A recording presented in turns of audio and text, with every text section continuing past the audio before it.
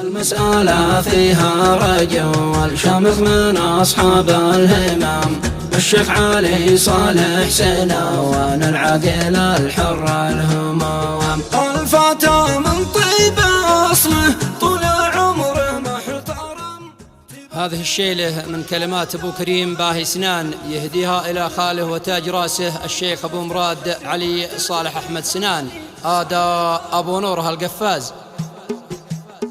ما دام والهاجس فاتح بابه والشر والتزم، نقول بسم الله توكلنا بحسب الالتزام، ينظم ابياته ويدي والبياضه والقلم، تصيغ من بحر القوافي حل من عذب الكلام. المسألة فيها رجل شامخ من أصحاب الهمم، الشيخ علي صالح سنوان العقل الحر الهمام، نبع الوفاء والقبيلة حصن الشهامة والكرم، خيرة رجال المجتمع وصفوة الناس الكرام، قدوة رجال العرف والمعروف واصحاب القيم، القبيلة عرفه وعرفه تعرف كل الأنام، نبع الثقافة والمحبة والوفاء بين الأمم، الخير عنوانه وفاء للخير بالصف الأمام. المسألة فيها رجل شامخ من أصحاب الهمم، الشيخ علي صالح سنوان العقل الحر الهمام، الفتى من طيب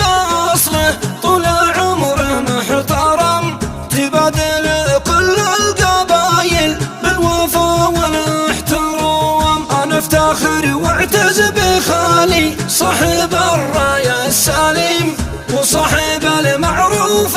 اسمه في حنايانا وسوام، وانت لي نجم الهداية وانت بالدنيا عالم، وانت للخيرات قبله وانت للأمة إمام. المسألة فيها رجل شامخ من أصحاب الهمم، الشيخ علي صالح سنوان العقل الحر الهمام، لك من ربوع المجد غار الطير سعدك وابتسم، والسعد يتجلى باسمك والفرح والانسجام، سلام لك يا ابو مراد، سلام يا الحيد الهشم، سلام ما طافت رجوى والله بالبيت الحرام، ومعلنات الله اكبر وسط مكة والحرم، لك مننا مليون تحية خلص ما ينقص جرام. المسألة فيها رجل شامخ من أصحاب الهمم،